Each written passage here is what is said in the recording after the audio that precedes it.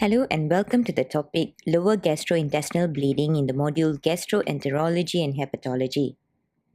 By the end of this topic, you should be able to define lower gastrointestinal bleeding, discuss the pathophysiology of lower gastrointestinal bleeding, explain the clinical presentation, outline the investigations in the diagnosis, and finally, discuss the principles of management of lower gastrointestinal bleeding.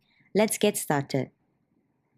Lower gastrointestinal bleeding is defined as bleeding originating distal to the ileocecal valve, which includes the colon, rectum, and the anus.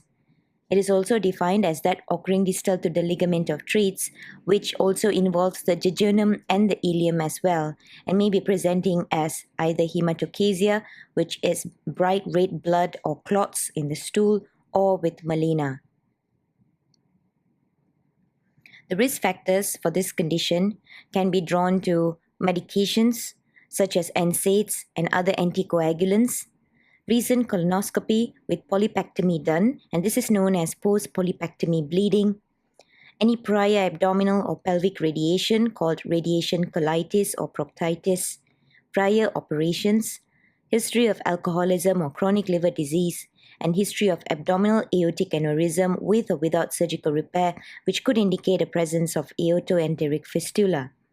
As for the causes, think about diverticular disease, anything that impairs the lining of the gut, which is known as enterocolitis, vascular malformation, polyps, tumors, vasculitis, and portal hypertensive enteropathy or colopathy, distally perianal fistula, hemorrhoids, anal fissure, and aortoenteric fistula as explained earlier, and presence of ulcers within the lower gastrointestinal tract.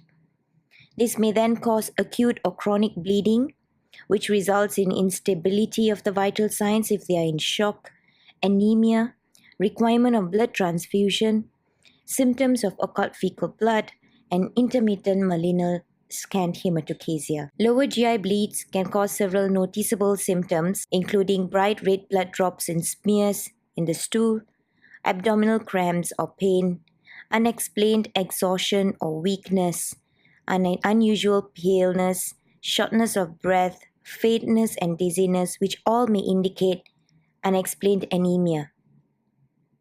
As for the signs, keep an eye out for signs of shock, which begins with the most subtle signs such as tachycardia, and then worsening or progressing to hypotension, oliguria, and a complete shutdown of the other systems as well. Additional signs that you may want to look out for would be, of course, the complications of anemia, other complications such as chest pain, syncope, fatigue, and shortness of breath as well. When it comes to investigations, you want to think about lab tests that can help you out with understanding the severity of anemia or the type of anemia, as well as any other concurrent complications that are setting in. A full blood count will be useful for that. Serum electrolytes, coagulation profile, as well as a peripheral blood smear might provide some additional information. Other tests that can be done would be urine FEME, and also investigations on the vomitus. As for the imaging studies, helical computed tomography or CT scan of the abdomen and pelvis can be used when a routine workup fails to determine the cause of active GI bleeding. Multiple criteria are used for establishing the bleeding site, including the following, which are vascular extravasation of the contrast medium, contrast enhancement of the bowel wall, thickening of the bowel wall, spontaneous hyperdensity of the periintestinal fat, and vascular dilatations.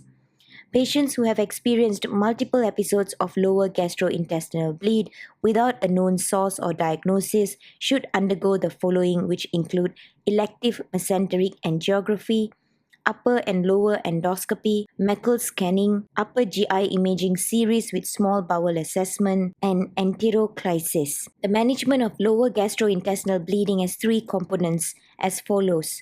It begins with resuscitation and initial assessment, where it involves establishing large bore intravenous access and administration of normal saline.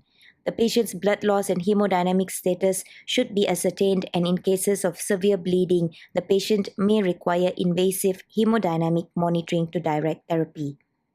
Next would be localization of the bleeding site.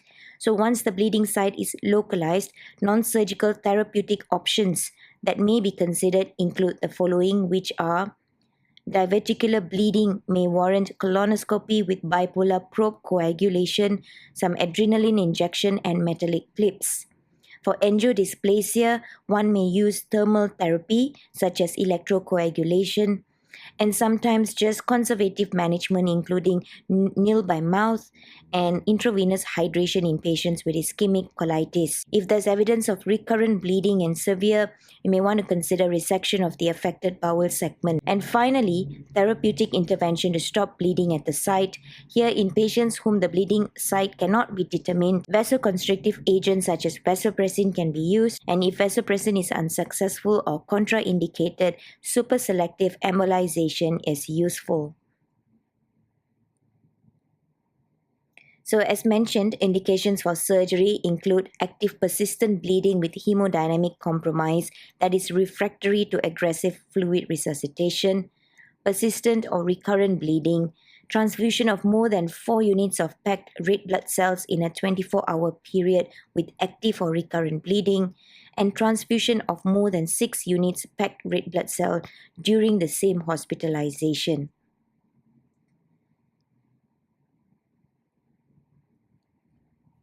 To summarize, we have learned where does lower gastrointestinal bleeding occur in the colon, rectum as well as the anus, the pathophysiology and causes, what are the differences in clinical manifestation one would expect to see in lower gastrointestinal bleeding as opposed to upper gastrointestinal bleeding, the pertinent investigations that can be carried out to diagnose as well as to assess the severity of the condition, and finally, the different types of management approach that can be administered in a case of lower gastrointestinal bleeding. We have come to the end of this topic. Thank you for your time.